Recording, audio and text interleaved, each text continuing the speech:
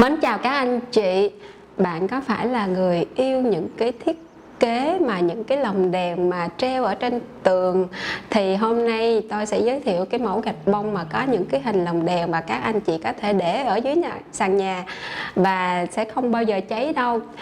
Con của bạn cũng sẽ yêu thích và có những cái sáng tạo khi mà nhìn những cái mẫu gạch bông như vậy. Thì ứng dụng trong sản phẩm này các anh chị có thể làm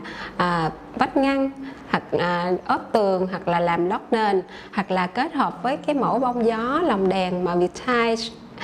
đã giới thiệu video trước đây, thì cũng sẽ tạo nên những cái không gian mà nó cũng mang cái phong cách hoài cổ nhưng mà không có kém phần sang trọng và hiện đại. Thì với cái mẫu gạch bông này chúng tôi giới thiệu cho các anh chị biết về những cái sản phẩm mà kết hợp với nhau. Thì có thể là các anh chị lồng đèn này các anh chị có thể sử dụng màu trơn cho những banh tông màu, với 120 màu sắc đang có thì các anh chị có thể chọn lựa cho mình những cái màu như ý nhất. Thì tôi tin là các anh chị sẽ thích thú khi mà mình chọn những cái lồng đèn và theo cái màu phong thủy trong không gian, trong công trình của mình. Thì với Vietile chúng tôi luôn muốn là đồng hành với các anh chị như những người bạn để tạo ra những cái công trình đẹp để đời theo thời gian. Và chúng tôi chân thành gửi đến các anh chị những công trình mà chúng tôi đã cung cấp cho nhiều nơi trên thế giới hoặc là ở tại Việt Nam. Thì với những cái công trình như vậy, đó là những cái công trình là chúng tôi đã cung cấp cho tập đoàn Vingroup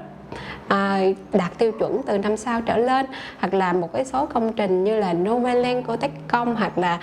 chúng tôi đã xuất khẩu đi 52 nước trên thế giới và được bạn bè quốc tế cũng rất là yêu thích, bởi cái sản phẩm của chúng tôi cung cấp đầy đủ đó là sản phẩm xanh, sản phẩm thân thiện với môi trường. Và những công trình chúng tôi luôn muốn đồng hành, ngoài cái việc đẹp của sản phẩm thì đó là những công trình chất lượng và đạt tiêu chuẩn của những đất nước mà chúng tôi đã xuất khẩu đến, như là thị trường châu Âu, Mỹ hoặc là ở Nhật Bản. Thì nếu như các anh chị thích cái mẫu này hoặc là muốn chúng tôi tư vấn nhiều mẫu hơn thì các anh chị có thể để lại bên dưới những comment, thì chuyên viên Vietile sẽ liên hệ với các anh chị để tư vấn miễn phí và để cho các anh chị chọn lựa những cái mẫu nào phù hợp và như ý nhất. Mến chúc các anh chị có nhiều sức khỏe. Xin chào và hẹn gặp lại các anh chị.